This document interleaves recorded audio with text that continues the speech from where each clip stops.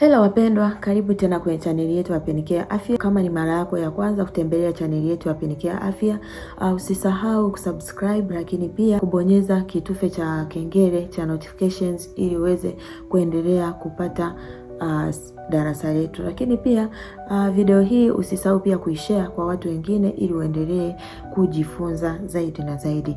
Na siku ya leo tuko na mada yetu nzuri sana ambayo ni bora zaidi na itasaidia kabisa kwa wanawake wengi na wanaume wengi, na ni special sana kwa kina mama na kina baba, ambayo inahusu UTI sugu. Na siku ya leo tutajifunza maana ya UTI sugu na visababishi vya UTI sugu. Je, umekuwa ukijiuliza kwamba UTI sugu ni nini?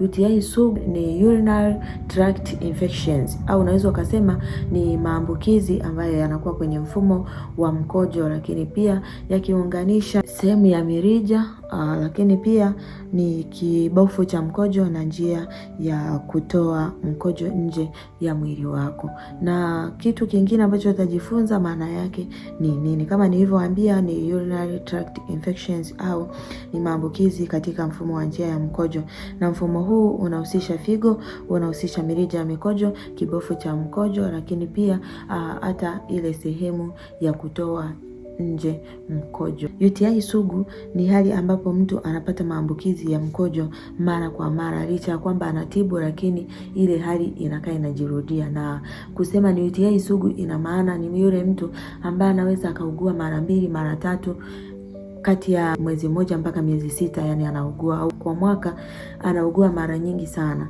Hiyo tunaita ni UTI sugu. Lakini pia kipindi kinachofuata tutajifunza dalili za UTI sugu, tutajifunza namna ya kutibu, lakini leo tujifunze visababishi vya UTI sugu. Ni nini hasa visababishi vya UTI sugu? Sababishi ya kwanza ni kutotumia dawa vizuri. Wakati mwingine unaweza ukapewa dawa na usizitumie kwa wakati, au ukazitumia zaidi ya vile ambavyo umeelekezwa na daktari, au pale maelekezo ambayo umepewa na dokta. Lakini pia kuna bakteria ambao ni bakteria sugu kwa dawa. Kuna wale bakteria ambao wameshazoea ile dawa ambayo unaitumia, yani wenyewe hawaogopi, wala ukitumia dawa hawatikisiki, wanatuliza changamoto ikimaliza inajirudia, na hiyo tunaita UTI sugu. Lakini kuna kutokunywa maji ya kutosha.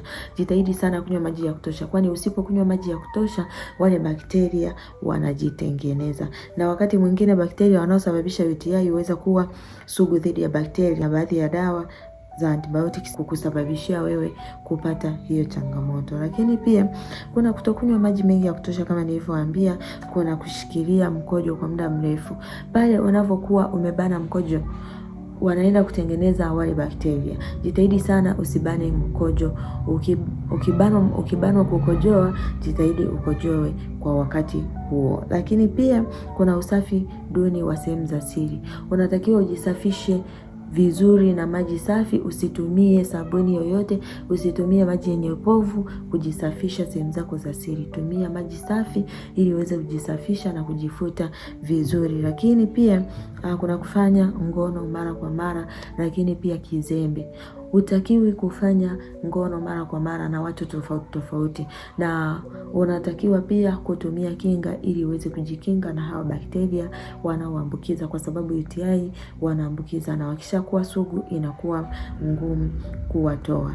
Lakini nikupe habari njema kwamba tunayo dawa ambayo tumeshaiandaa inatibu UTI sugu mara zote. Kwa kama UTI yako imeshakuwa sugu, haisikii dawa, atupigie kwa namba hizi ambazo tumekuwekea hapo kwenye screen ili tuweze kukupa ushauri, lakini pia tuweze kukupa na tiba ambayo itakusaidia kumaliza changamoto hii. Lakini tukiangalia kwenye visababishi, tunaenda kuangalia kuna ujauzito. Kina mama wengi wanaokuwa na ujauzito wanapata UTI isiyoisha, na hii ni kwa sababu kwamba mkojo unavyobana, mkojo unaenda kubana kwenye uterus, na inaenda kusababishia wewe wale bakteria kukaa kwa muda mrefu.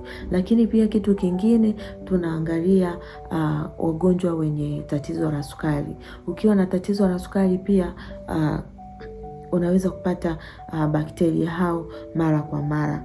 Lakini kuna namna ya kuwazuia hao bakteria. Tutaendelea kujifunza, endelea kunifuatilia ili usikose vipindi ambavyo vinafata.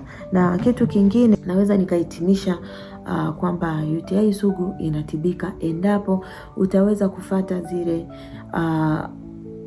sheria au taratibu na ushauri ambao utakuwa umepewa na daktari, na ukiwa utakubaliana kuwa msafi, kunywa maji ya kutosha, lakini pia kupunguza ngono zembe au kupunguza kufanya ngono bila kutumia njia salama, itakusaidia sana. Na UTI sugu ni tatizo linaloweza kuponya. UTI sugu sio kwamba unaweza ukakaa nayo, hapana. UTI sugu ni tatizo linaloweza kuathiri ubora ya maisha yako ya kila siku, lakini pia mfumo wako wa uzazi pia.